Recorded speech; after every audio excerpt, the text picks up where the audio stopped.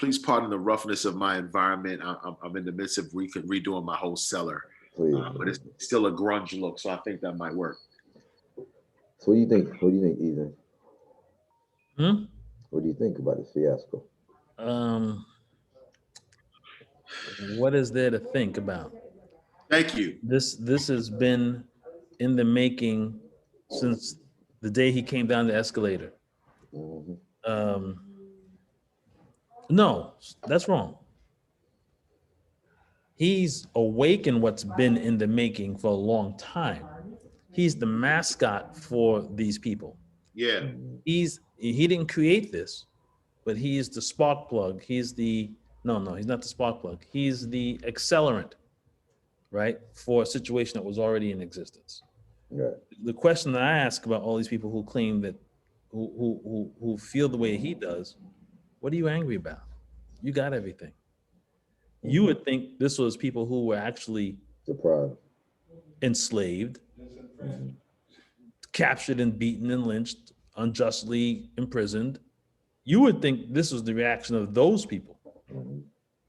But no, this is the reaction of the people that have everything, who've Right. done nothing, who built nothing, and they're angry. And they're angry. They're angry because their mascot, I'm gonna use your word, their mascot of privilege has not gotten his way. And because he's not gotten his way, they are losing their mind. And what I'm absolutely frustrated at is the fact that even to the people who allowed him to play house all this time, now because he's gotten the support of the people, he's not even listening to them. Right. It's frustrating because again, he's a spoiled boy that no one wanted to say, hey, you're not president material. Right. They were afraid to tell him then. They didn't. No, they weren't afraid to tell him that. Why would they be afraid to tell him that? Are we recording now? Yeah. Okay, we're recording now. So. I mean, we can always edit it out, but This is gonna be the bloopers or something. This is gonna be. No, we're gonna community commentary. It's got nothing to do with emotional intelligence. no, but it does. Oh, but it does. Okay, so then. So that's what I'm saying. We could just ride with this and let's see what it takes us. It does. Think about it. But what I wanted to say to you about their complaining, what they're angry about really is, when you said how you said it, they are angry because what they've been lied to about who they are and what their privilege is. They've been told that they're supreme, that they're white, they're the elite, that they're better than everybody else. And in their lifetime, in their living, they found out how mediocre they are. Right. And so there's a conflict in their head. I'm angry that I don't have the supreme life that I told that I was entitled to because of my whiteness. What happened to all the stuff that's supposed to just happen to me just because of my whiteness? That's what makes them angry. They were lied to, they bought into the lie, and when life really happened, they found out that that life wasn't handing them everything just because they were white. Even though it hands them a whole lot just because they're white, but life still makes you have to work for your stuff. And when they don't get what they want just because of their whiteness, they get angry because it contradicts their expectation for their whiteness. And that's why they're angry. They bought into the lie of white supremacy that was fed to them to keep them, poor whites, divided from poor blacks. So it's the ones who control ruling the people below, and to keep the people below at each other's throats helps them maintain their position. Right. It is also it's disturbing to know that there are people who still drink the Kool-Aid like this. Because you mean reference to the brainwashing, correct? Yeah. And again, I have a different perspective on it, but when as a pastor, I'm always hearing about religion being the opiate of the masses. As a pastor, I'm always hearing about how, the church has limited the thinking of people and how it's damaged the minds of so many people. But I'm listening to a man who I know did not qualify to graduate high school, lead a nation from a place of the old boys club, a position of really thinking that he's in control and he's in charge and he should rule, Mhm. and looking at this guy and saying he's absolutely a waste of time. So let me ask you a question. Sir. Because there's a gentleman, I don't remember his name right now. He's writing a book on emotional intelligence, right? I think it's a Swedish gentleman, and Okay. the subject of the book is how we can use emotional intelligence to in a negative way, right?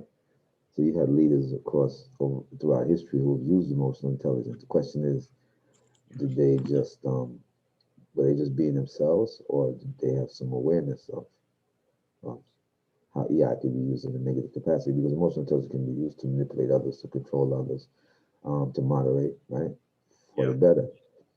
So if you just look at it, we just deal with their first ability, self-awareness, and um, what do you think? You think that there's some level of negative, as many derogatory things that have been said or said about Trump. Uh, he's a manipulator, right? Now you're gonna make me go back to how I was certified because I got papers now. I You gotta got papers. think. That's right. You got papers now, so you gotta, you know. But I'm saying if we're gonna deal with the first ability, self-awareness, awareness of others, empathy, you know. Right. Okay, so maybe we pull, but you can use that. How do you think he's used it? Maybe not consciously. How has it been used unconsciously? Uh Definitely a button pusher. I definitely understand. He's aware. I want to So say I don't know if he's aware of the emotion as much as he's aware of what he can get if he works the emotion. Uh, he's very cognizant of triggers. Definitely, Yeah. absolutely. Can you separate what you just said? Can in his case, can those two things be separated? What's that? What is that? Him aware of what he can get triggering the emotion versus not being aware of the actual emotion. I think just because he knows what he can get because of the emotion is exactly why he uses it, because he knows what the emotional response will be. That's why he calls people names. He does everything to aggravate, to accelerate an emotional response. Well, let's deal with the self-awareness aspect first. Is there any self-awareness taking place, you think? Um, for Trump, yes. Yes, Okay. In I what agree. capacity? In what capacity? Yeah. He's maxed out self awareness. Because we're going to use this. We're going to use. We're He's going. fully aware of what he's doing. People like to treat him like he doesn't know what he's doing. He knows Mhm. exactly what he's doing. Right. Yeah, He, when you have he, that he kind of lies money, on purpose. when you have that kind of money, and again, I'm not thinking about his position now as president. I'm thinking about his entire life. When you come from that kind of money, you get used to playing dumb Okay. because everyone around you wants to do for you because you have that kind of money. You know what I'm saying? Mm-hmm. It's so being aware of where people are is absolutely something he knows how to do. I Okay. think I think it's when you get so used to it, you don't necessarily have to care as long as you know what you're looking for. And I think to your point, Ethan, that's what I'm kind of getting at. Like he doesn't necessarily have to know emotional intelligence as long as he knows where a person is. He knows how to get from them what he wants. So all I need to do is see you with your, for example, and I'm going to use a physical example here. If I see you with your brow frowned up, Mm-hmm. I know then that there is some type of imbalance where your emotions are concerned. And if I push the right buttons, I can get you to flare up, to act out, to say something or I may be able to incite something that draws you to a place where I can say, all right, yeah, I can push you, or what we'd say in the hood is put the battery in your back. You get what I'm saying? And like Right. really get you stirred up. But I think Trump has had the ability and the wherewithal to really damage people from that perspective. And I think we're witnessing him taking advantage of people who are angry about Black power and privilege. So okay, problems. Let me just share this, right? So you said that the raised eyebrow. Yes. I see the raised eyebrow, so that gives me a signal. Yes, sir. That, okay. But through human interaction over a period of time, I can pick up on that raised eyebrow, sometimes not consciously. See what I'm saying? So sometimes we pick up on emotions from others, not consciously, but unconsciously, just because we've lived long enough. And we respond and react to that. Yes. Okay. So I'm gonna share this with you here. 2010, a group of scientists found that individuals who demonstrated certain narcissistic traits, in essence, a pervasive pattern of grandiosity, self-focus, and self-importance. Should I start again? Go ahead. All right. 2010, a group of scientists found that individuals who demonstrated certain narcissistic traits, parentheses, in essence, a pervasive pattern of grandiosity, self-focus, and self-importance, made better first impressions on their peers by using humor and charming facial expressions.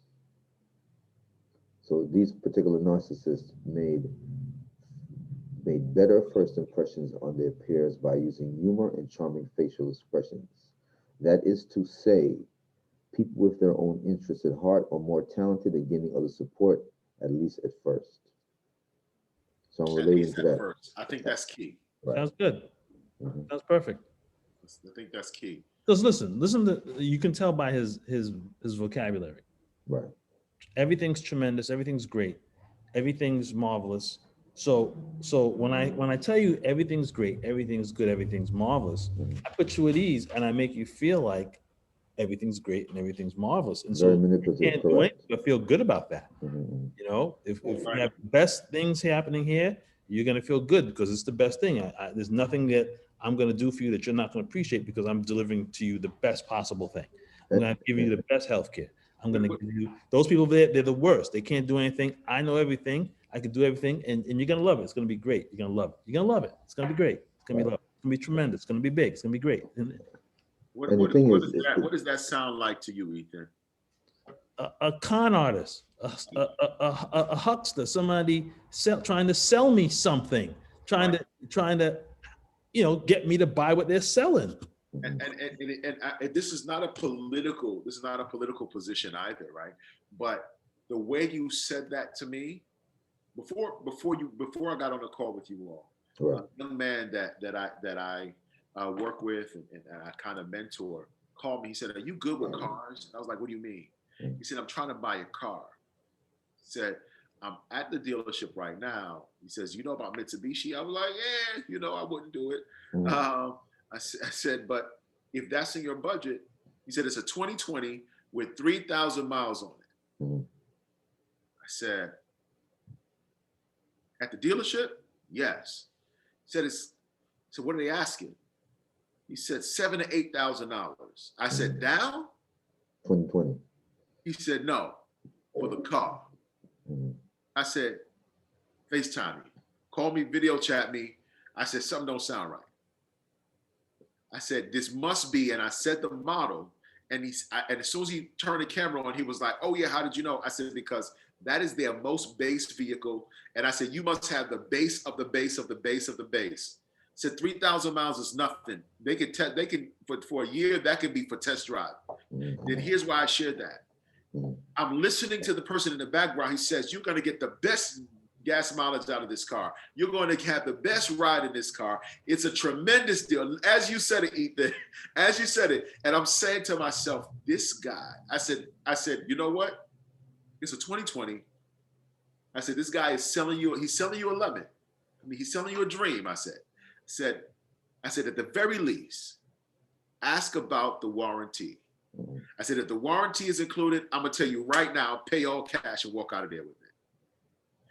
2 minutes later, he calls me back and he says, "The warranty is not included. I got to go talk to the finance officer." And I said, "Brother, I'm telling you right now." No, you don't have to go talk to the finance. You just go. You just have to go. You know, yeah, but to your point, it's like I'm listening to this guy in the background to sell this guy a dream on the most base. I don't even think the car has like remote, like automatic windows. Mhm. And I'm saying to myself, as you said, I said, yo, that's literally what it sounds like. But again, the current sitting president, as of January 5th, 2021, has been a salesman his entire life. We know him for selling property. We know him for selling land. We know him for selling dreams. And we have been witnessing and we've been sitting through, people from the hood can tell a con man from anywhere on the street. Correct. I thought people from the country were supposed to. I thought people from the country were supposed to recognize city slickers. I love it. But if you've lost a 20 at 3-card Monte, you'll never play that game again. Oh, please. Right. Oh, please. I'm gonna keep you all in the frame though, right? This is good. We in the frame. No, we are in the frame. When I say I'm gonna keep us in the frame, and not that we're out of the frame. Mm-hmm. But let's go. So I'm gonna give you this here, okay? So Melvin Pastor just said, he's been a salesman forever, okay? So whether he is, he hasn't had to take on a course in emotional intelligence, how to manipulate your emotional intelligence, Yeah. He's been a businessman all his life, obviously not for the better. And so there's a certain level of intuitive knowledge that he's accumulated, right? So you're right. That's what you're getting. So he maybe it's come natural to be able to use EQ negatively, right? There's something natural there about how he his EI is inverted, or I got this for you. I got this. This is another study, and I'm not going to share anything which I don't think personally is relevant. I'm just going to just read studies, right? Okay. So 2013 study that those who tended to exploit others for personal gain were also good at reading those people's emotions, especially negative ones. Right. Powerful. So these individuals who have a tendency to exploit are very good at reading negative emotions, and then they feed that, and we've seen that over time.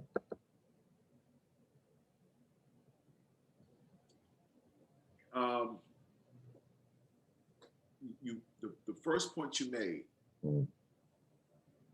I think when I sit back and I try to do this, oh wow, we've been upgraded. Woo.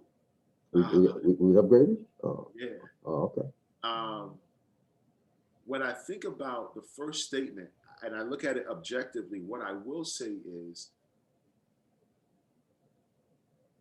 in the area of emotional intelligence, we must put Donald Trump, whether it is by omission or commission, at a high level. So you're saying he's masterful? I wouldn't say he's a master, but he's utilizing the skills masterfully in this place, because, again, looking at it objectively, for him to be able, remember when he initially won, he had the degrading comments toward women that we found. Right.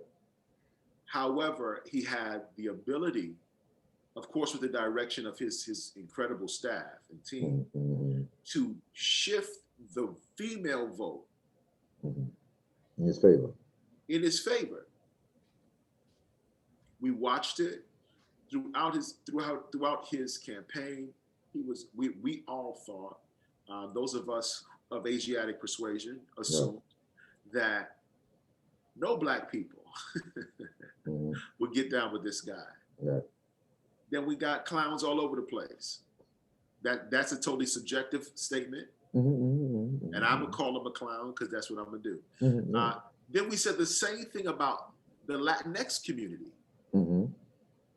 with the whole building of the walls and all kinds of names, and they're rapists and then there was a slew, even in this election, of people who jumped in and joined the campaign, the MAGA campaign. And I say that all to say is that as I sit back and I look with a wide lens, it could just be that this guy say it.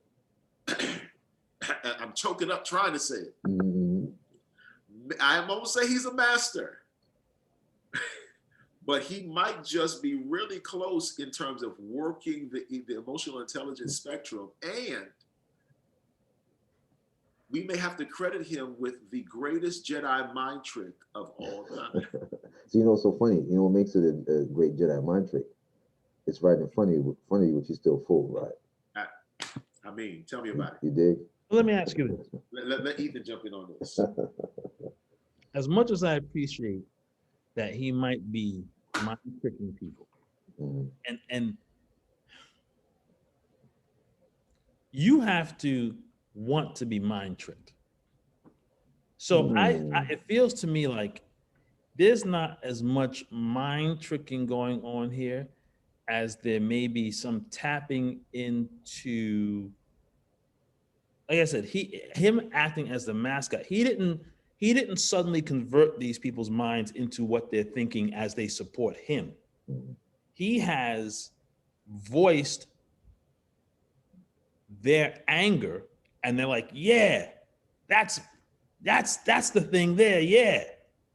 And so they jumped in on the anger that they feel. And so he didn't trick the trick happened to them before he got to them. So he's exploiting the trick the trick bag that they're in.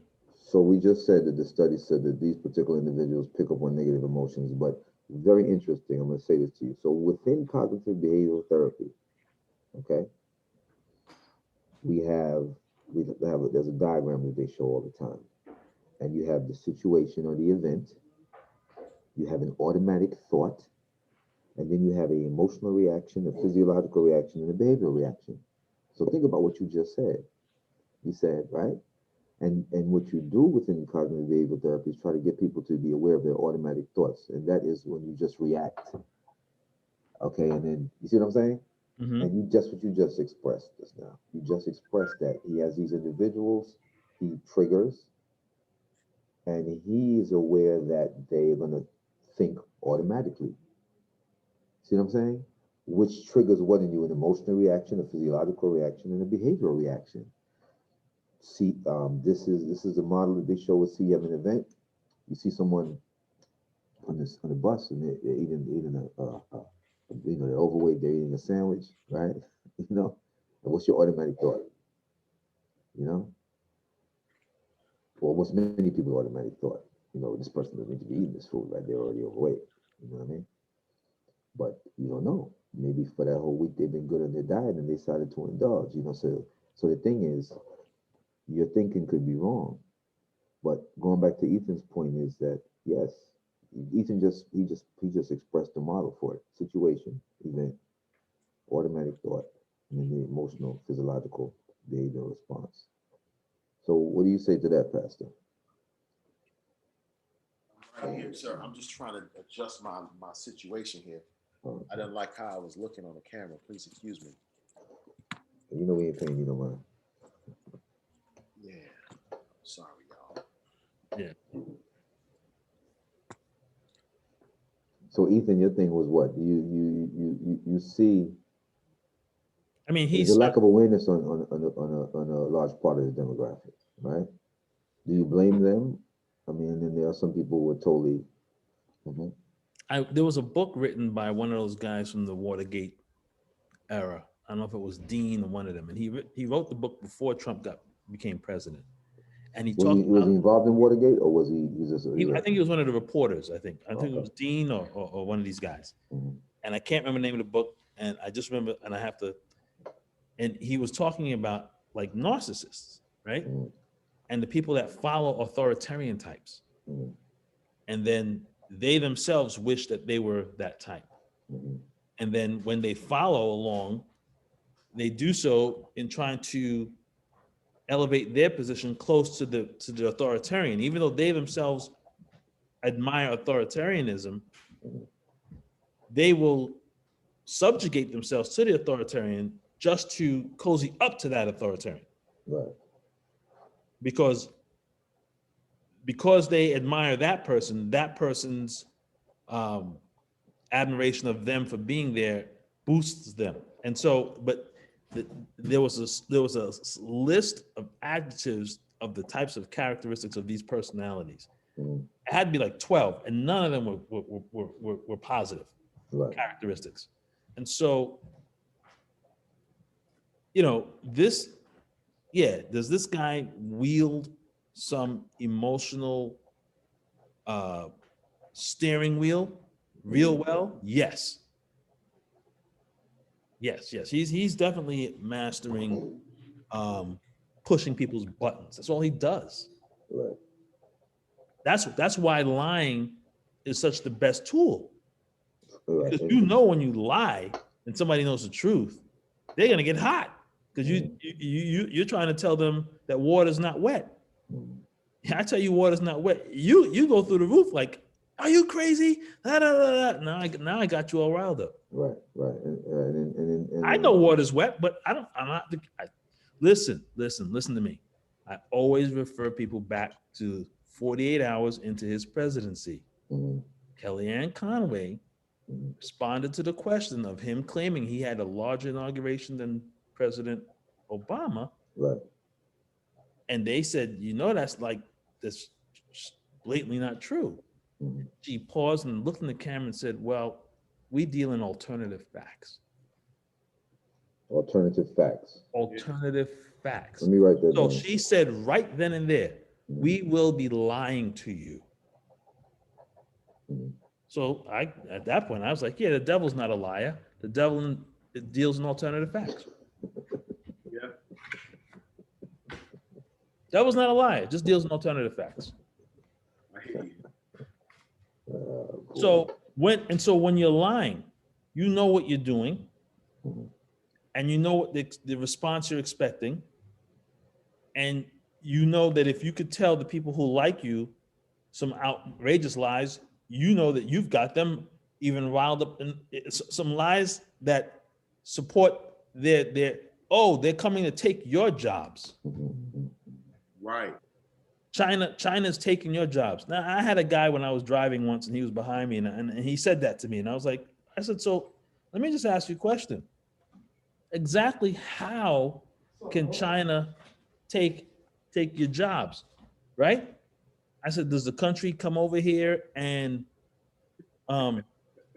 take the job? How do they do that? Someone in power has to give it away. How's a foreign country? Oh, Korea was going to do something. I said, Korea. He said, Korea. I said, how does that happen? They're on the other side of the planet. What are you talking about? What are they going to do? So in whatever, I don't know what his hate page was, but all that made sense to him. Right. No, the people and mind you, going back to the people again, if you vote for a party that is known to represent big business, and they allow big business to take the jobs out of the country, but yet you let somebody tell you that the country stole your job, but you vote for the people that picked up and walked away with the work, and yet you vote. Listen, right now, these people voted for the people who didn't want to give them a larger stimulus. What level of hate are you operating in about what concepts that you constantly vote against your own best interests, your daily bread? You're hating somebody. You're hating something, and that hate is ahead of everything else. That hate disturbs your logic, and this is my thing. So break that down for me. You're saying to your own best interest. Elaborate. If it's a values argument, right? So it's more important for me to know that you don't have control over your own body. You can put me in jail for the color of my skin as long as I know that I made sure that you couldn't have control over your own body. You can treat me unjustly or let me or dirty the air or dirty my water with releasing the company's responsibilities to keep things clean, or let the company sell me a bad thing and know it's bad and it maims me and my children. I'll accept all of those things as a way of life as long as I can prevent you from marrying that person of the same sex. Mind you, none of those two things have nothing to do with me, but all those other things have everything to do with my living. Right. But I'm willing to sacrifice what has to do with my living and your living and our daily goings and comings so that I can tell a segment of the population how they should live. And that's what we're dealing with here. People who are trying to impose, and they can say it on both sides. There's this whole thing about who's imposing what will on whom, and I get it. I get it on both sides. I can see it. But to me, what I see is the bigger picture here is, especially when it comes, so emotional intelligence, where in the emotional intelligence spectrum does self-preservation kick in? Or how does one determine, which part of their self-preservation is more important than what other issue in their life? Right. So you're saying how you're going to use is that a self-awareness thing? Is that what would you call that? So does a person who will sacrifice themselves so they can control somebody else, is that what would you call that as far as their emotional intelligence is concerned? Which part of emotional intelligence are they missing? Which part is the highest? I think that one through. The first thing that came to mind when you said that was someone had mentioned that, and you look at Gandhi and Martin Luther King, when they asked the people to march nonviolently, right, take a beating, right? They said that there's some level of narcissism in those leaders if they're going to ask the people, right, to take a beating. You know what I'm saying? So what you just said kind of roused that up in me. But I wrote that down, which is I'm gonna look into that. I'm gonna get back to you on that. What do you think, Pastor? I'm actually trying to process the question because it really, you pose a very good question. I'm gonna sit back on that too. But give me the question again. What part of what pertains to self-preservation, right? Yeah, where in the field or the scope or the ranges of emotional intelligence concepts does the idea that someone who's willing to sacrifice their own best interest so that they can control someone else or restrict someone else, where in that emotional intelligence Rubicon does that fit? What would you call that? Not self-aware or what is it? I don't want you to do something. It has nothing to do with me, but I'll risk my life just to stop you from doing something that I don't want you to do. Yes, yeah. I'll drink the dirty water. I'll breathe the smoggy air. And if I'm a Black person, I'll allow the government to continue to abuse me just on the basis of the color of my skin and not protect me at all and steal my right to vote. I'm gonna go in the DSM manual. I'm gonna look into that. Yeah, just so that you can't marry that man if you're a man, or just so that if you're a woman and you can't have the right to choose if you want to have an abortion or not. And I'm not making a judgment call on either of those things. I'm saying that my position is, I say those things are wrong, and I'm saying you can't do it. And if I got to breathe bad air and drink poison water and get knocked over the head by racist police and the racist system, I'm willing to take all and put back on a slave plantation for all that matter. I'll be glad to be back on a slave plantation as long as I know that homosexuality is illegal and so is abortion. Well, at the same time, hold the thought, Melvin. What individuals destroy the planet that they're not going to die tomorrow, but they destroy the planet, right? Well, I don't care about my children. And they still got to live on it. No, I don't care about my children. We didn't even get to the children yet. When you get to the children, they still breathing and enjoying their money, and they're still here. But anyway, go ahead, Melvin. No, I was gonna say I get the direction that you're going in, the direction that you're going in there, and I don't know if it's as much an emotional intelligence thing. I don't know if it's as much a mental thing as it is a commitment to the old way or old regime or a commitment to not changing. Well, let me say that. Let me say to that point slightly, to the first part. I cannot self-regulate to the degree that I affect myself and others. Okay? Okay. And we can't rule out self-regulation as it pertains to EI. You see what I'm saying? To your point, Pastor. Okay. You said you don't know, what did you say initially? So you don't know so much if that's in, right? But we're going to talk EI, we got to talk self-regulation at some point in time. So what I'm saying to you is I could not self-regulate to the detriment of myself and to others. Okay. I mean, does that make sense? Yeah. Or, it does. I didn't want to kill your thought. I just was piggybacking off of what you started with. No, it's too late now. You killed it. Yeah, when you smart people start talking. I mean, I not to say that what you were saying isn't accurate where you were going with it, but to decouple it from an aspect of emotional intelligence, I think it can't be decoupled. It fits somewhere in there. Yeah. Along with the next part of what you were saying. Yeah. No, I think honestly, I think that there are people who have not taken time to process in a future that's different than what they've imagined. Mm-hmm. And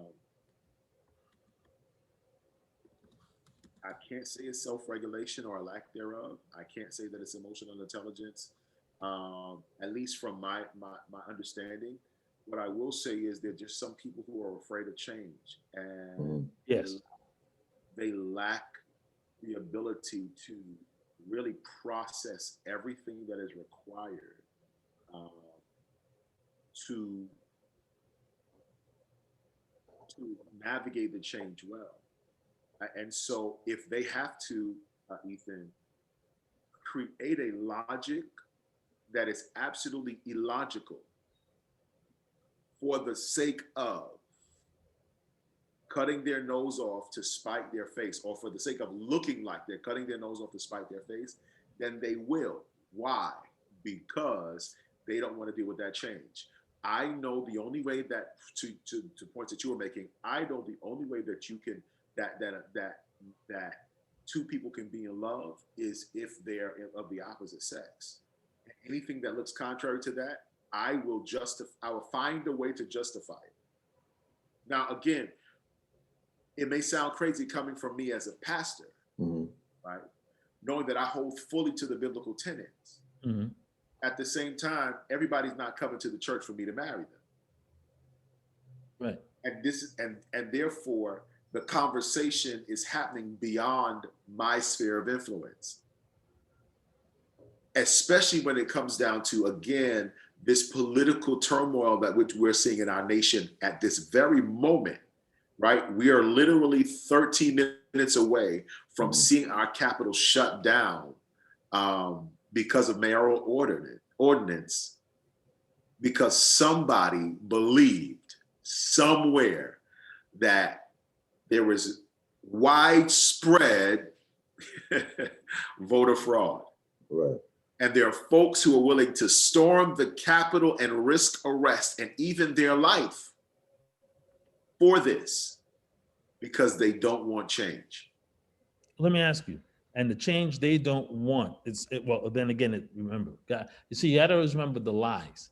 They're choosing to believe lies. If I said, because you said it so nicely, that, the people are afraid of the change. Well, the change, and I heard a woman once say, she was listening to AOC, and she was talking, heard AOC talking about, free education and this and that and the other. And Yes. she said, I felt myself falling for the idea that my son could benefit from those things. Wow. So in her mind, I'm like, okay, so she knew that she's not supposed to agree with anything coming out of AOC's mouth. Right. But what was coming out of her mouth made sense to her. But she had to remind herself, no, I can't agree with what's coming out of her mouth because she's whatever category she puts her in. Right. And so I must be being seduced by her words. No, idiot. It was a good idea what she was saying. But you liked it. You thought that your son would benefit from being able to go all the way up to college grades freely. Exactly. That was a good idea to you. But because it was coming out of that woman's mouth, I mean, look, we already saw it. Obamacare is not any socialist medicine. It's an insurance. And it was started in Massachusetts with Romney. So when he comes out with the Affordable Care Act, which is the same thing they were doing in Massachusetts by a Republican, they go, oh, we don't want it. Right. Because it's change. Right. So it wasn't that it's change, it was that it was who it was coming from. It was the hate that led them first. Mm. Because if it came out of the Republicans' mouth, they wouldn't have had a problem with it. But because it came out of a Democrat's mouth, they had a problem with it. Because it came out of a Republican's mouth first when it was first initiated in Massachusetts. Correct. So it's the hate that's operating ahead of any sense. When white people don't make sense, race is usually the reason why. They're logical on everything else. But when they don't have any logic, race is the foundation of it. Check it out. Come back. I'm wrong. I mean, to be honest with you, if we're looking at anything that has been constructed in America, oh, well, there you go. The traverse across the ocean, right? Across the Atlantic. Everything has been based on race. Mm-hmm. Because the moment they landed on this nation, they found people that didn't look like them. And after they fought off the home country, they qualified their right based on their whiteness. And as a matter of fact, we've even created a little joke or a little rhyme, right? If white has the mic, you're brown, you stick around, and if you're black, you stand back. I learned this at a very early age, and I didn't know if I qualified for brown or black. So I was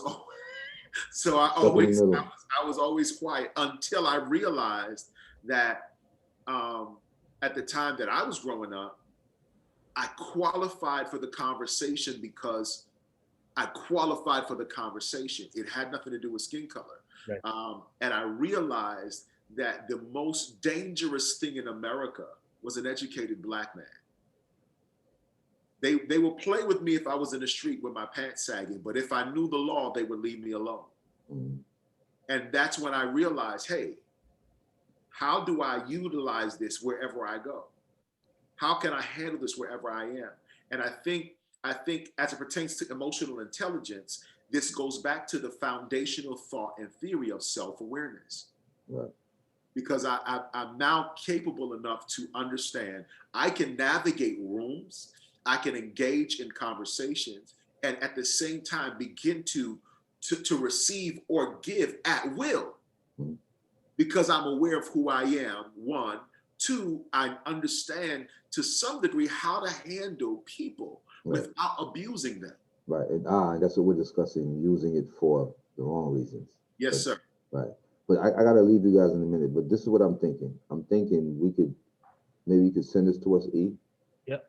And we can see, I sent, both of you have the documents, maybe we can see how this relates to the CBT and the EI. And we could tighten it up, you know. We wanted to have real life conversations as it pertains to cognitive behavioral therapy, and this is partly what's taking place. So I'm thinking we could use this.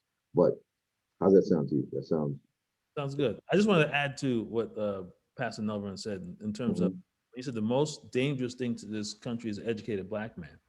Mm-hmm. In a way, in a slightly larger picture, the most dangerous thing to America is an truthfully educated population. Oh, good. I'll take that. Let me write that down. That's why I said you guys are smarter than me. Because this country's Get out of here with that. is remember, a middle class is a modern construct. Mhm. Capitalism or a ruling class that rules over everyone else is the regular construct for centuries of rulers and countries, you know, across the globe. Got you. And so when this country went through its development of unions and paying workers a proper wage, then you were able to build in a section of people that there was a slight wealth redistribution from that system. Yes. But if you've seen since 1980, they're busting unions and trying to take away all of those things. They'll tell you, the economists will say the wages stagnation since 1979. Right? And so everything's outpaced wages since 1979. And this country has been on a move towards not giving people any rights, not having any workers' rights, and making sure more wealth flows to the corporate heads than it does to everybody else. And the wealth distribution gap is widening and widening and widening in this country that's supposed to be so rich with so many poor people. So what we're dealing with here is when you are trying to go back to the classic I rule, trickle down economics. That means we hold everything and we'll trickle out a little bit. Yeah. You can't irrigate a field with a trickle. Right. I just sent an email to both of you. Okay. It's relevant to what he just mentioned, right? That's the first thing. Think of a time. Tomorrow's no good for you guys? No, I can't do anything before the weekend. Okay, so that's NRS. What happened to NRS? That's his poster. This is poster. Is he there? Probably, because he put it up. All right, but So let's shoot for the weekend. okay. So maybe you could send this to us, and we could there's a lot that was said. We can use this. Okay. I think pertaining to the subject matter. Or You want me to just post it? yeah, you could just post it, yeah, as is. Okay. When you say post it, you mean you'll send it to us? Post it up on where I posted the others. No. I was thinking that we could use we Your LinkedIn? digest this personally, and then we could. What's Saturday look like, Melvar?